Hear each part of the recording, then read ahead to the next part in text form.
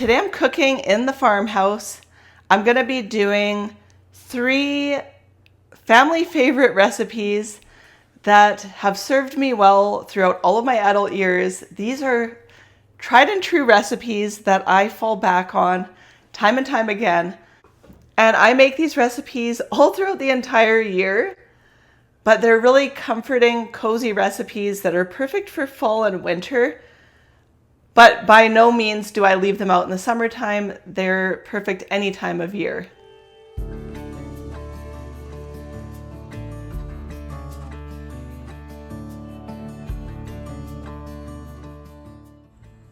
It's the beginning of the week and I'm really excited about making my vegetable soup. And I love this recipe because it's so versatile. So I'm starting off with 1 diced onion and some diced celery, about 2 stalks.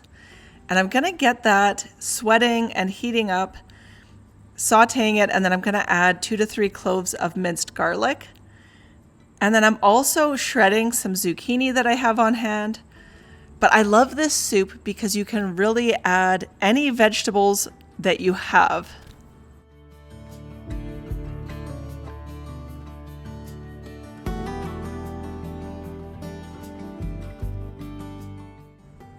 I also happen to have some fresh local corn. So I'm just going to shave off some of this corn and throw that right into the soup pot as well.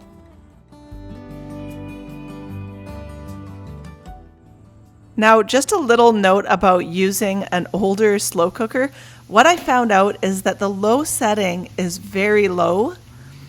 And so it really needs to cook for at least 10 to 12 hours on low. So just be aware of that if you get yourself a vintage model like I did.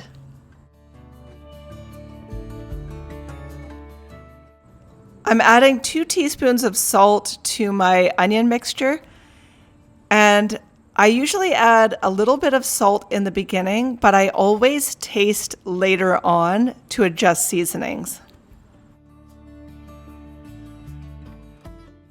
Now is the time when everything is going to go into the slow cooker, and this just happens really fast. So this is a tomato vegetable soup. So I've got some chopped up carrots and potatoes, and then my zucchini and corn. You want to have about 5 to 6 cups of vegetables, and then I'm adding a half a cup of barley as well. And then I'm just adding 1 of these containers of chicken broth, but you could always use vegetable broth as well, and a can of diced tomatoes. And then I always fill my can with a little bit of extra water just to get all the flavor out of that can. So there is the soup. And this is going to cook on low all day, but actually by the time it was dinner, it was cooked. But I feel like it could have cooked longer, so I wish I would have put it on high and then adjusted it later in the day. So in the future, that's what I'll do. And then I'm also just adding a few little extra seasonings, some Italian seasoning, whatever you like.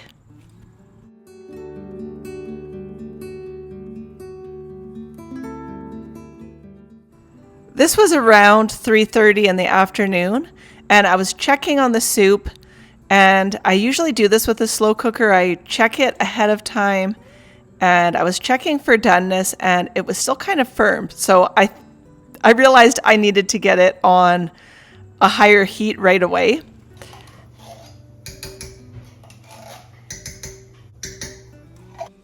Now I'm adding a can of tomato paste, and then I'm just tasting and adjusting the seasonings according to the flavors I like.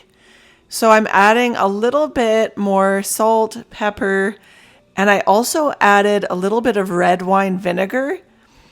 And then I didn't show this on camera, but I also added a little bit of brown sugar to sweeten up the acidity of the tomatoes.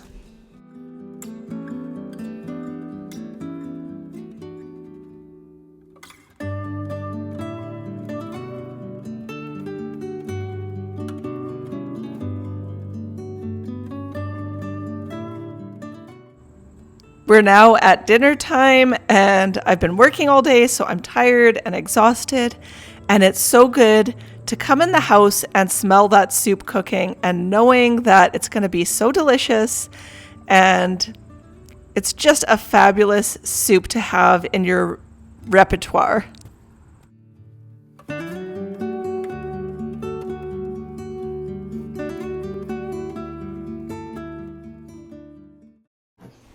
It's Tuesday today and I'm making my mom's spaghetti sauce recipe. So I'm going to be browning up some ground beef. And I've got leftover soup from yesterday. That's going to serve as our lunch for today. So lunch is taken care of. And that's another thing I love about using the slow cooker is that I don't have to worry about lunches the next day. I just have enough left over to serve for that. So I'm going to get on to browning my ground beef. Spaghetti is a staple and I love making it, and everyone in the house loves eating it. So that's what I'm doing today.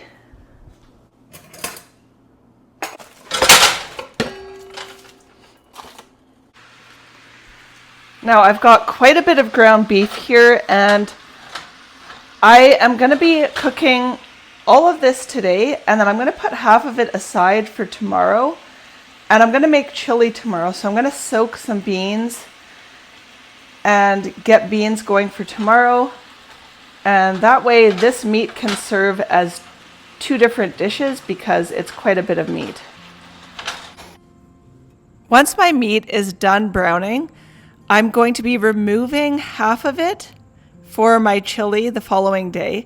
And then I'm also going to take most of the fat out, just leaving a little bit because I'll be frying up some onions and garlic and celery in here as well.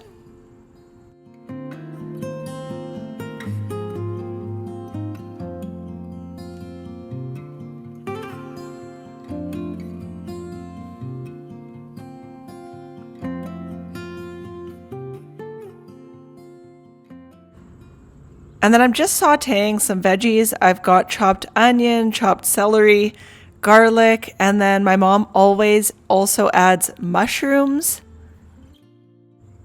and green pepper. And I've got frozen green pepper that I need to use up that we grew ourselves.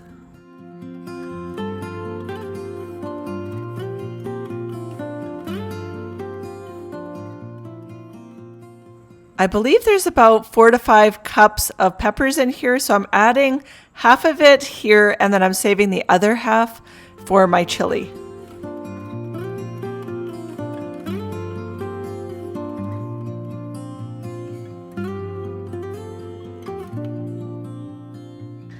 Okay, so I'm done browning the ground beef. It's going in the slow cooker. And then I'm going to be adding my tomato sauces and seasonings.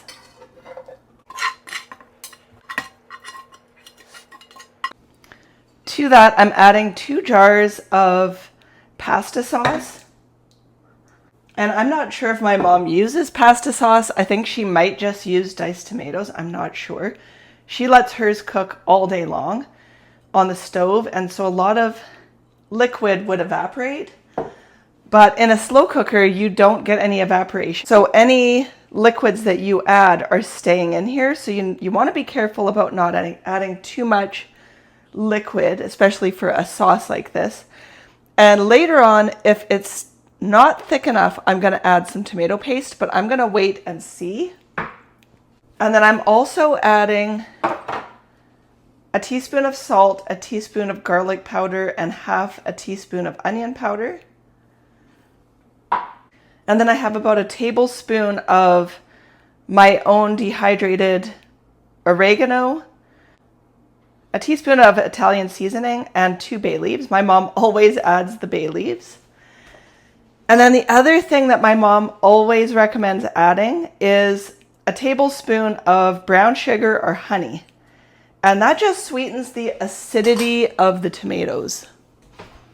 So we're just going to give this a stir and then get it started. And so this is looking really thick already, and because I want a nice full pot of spaghetti sauce, I'm gonna add another can of these diced tomatoes because I want to have enough for leftovers. I don't want to have to worry about lunches, and this is going to take care of that, so I have to make sure that I have enough. And I don't think it's going to be too saucy with the juice from these tomatoes.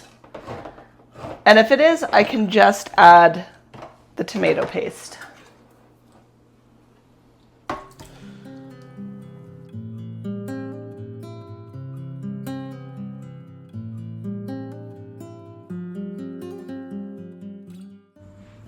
Okay, and because I learned my lesson with that low setting, I'm gonna get it going on the higher setting, and I'm just gonna let this cook all day long. And then the next thing I'm gonna do is get my beans soaking for my chili for tomorrow. I'm doing 1 cup of dried kidney beans and 3 cups of pinto beans, and I'm gonna let these soak until they're at least double in size.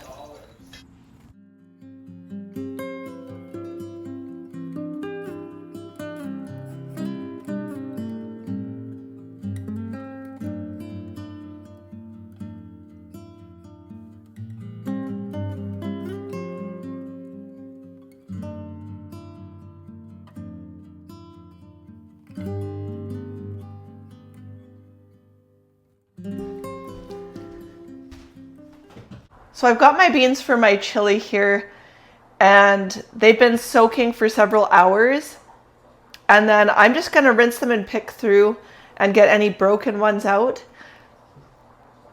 And then they're going to go into my slow cooker, and I'm going to put them on low and let them cook all day and maybe even all night if I need to. And then these are going to be ready for tomorrow's meal. Okay, this has been cooking for several hours. It's probably about 3 o'clock. And I'm checking this for seasonings and seeing if I need to add any tomato paste or salt or pepper, anything like that.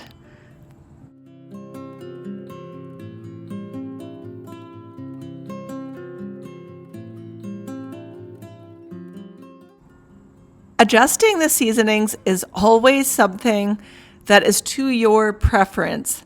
So I don't follow a recipe exactly when it comes to this. I add a little bit in the beginning, and then I always taste and adjust later on. And this is the best course of action to get the best flavor.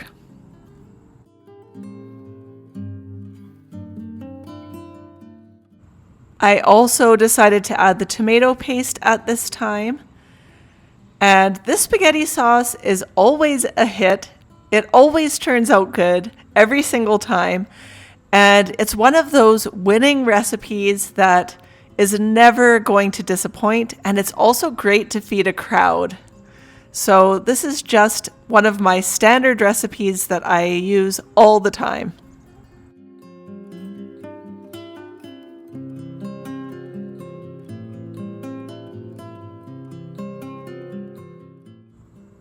I'm using whole wheat noodles, and then I always serve this with a little bit of Parmesan cheese or some type of grated cheese because that's what my family really likes. And this meal was thoroughly enjoyed by everyone.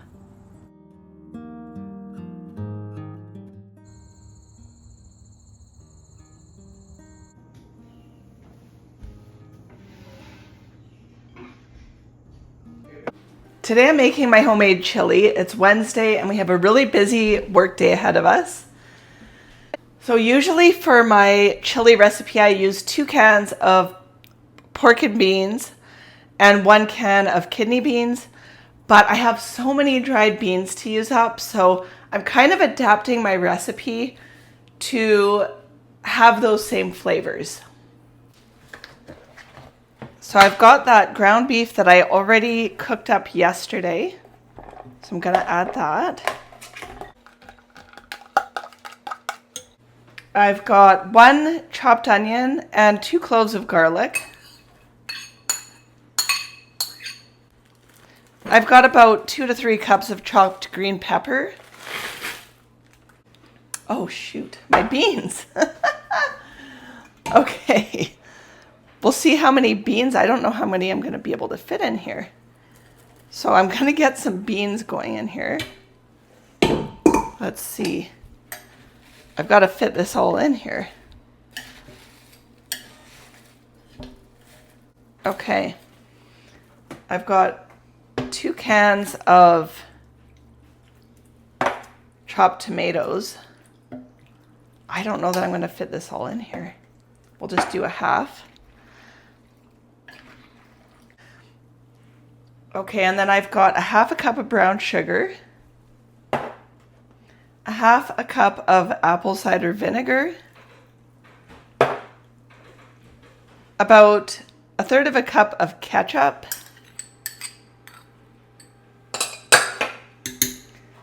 and then I've got a tablespoon of salt, a teaspoon of minced onion, a teaspoon of garlic salt, or a teaspoon of garlic powder, and a teaspoon of onion powder.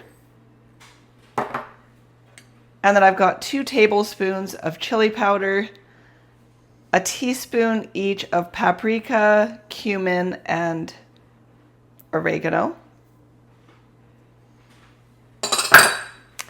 And we're just gonna give that a good stir. I might need a bigger spoon. Now this is something that I normally make in a big pot on the stove. So we'll see how this cooks up in here. I might be able to fit that in. There we go.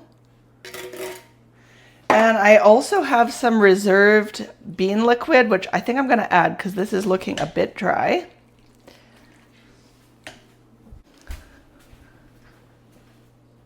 So always save your cooking liquid because it really comes in handy. You could also make this into a soup and that would work well too. But I want to keep this thick because I want it to be a chili, not a soup.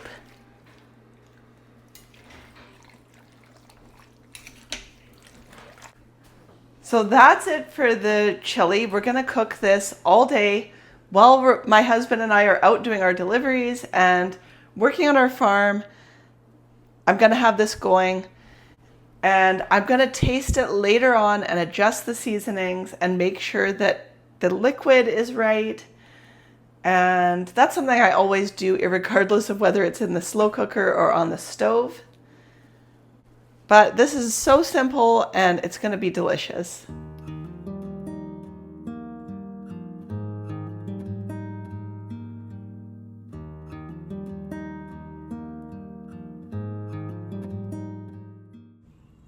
This chili cooked to absolute perfection and it didn't need any adjustments in any of the seasonings. It was perfect. So I just have some sour cream and some grated cheddar cheese and some cilantro as a bit of a topping for this chili. And this is another one of those comforting meals that just always is a crowd pleaser, and it always tastes even better the next day or two. So you just can't go wrong with a big pot of chili.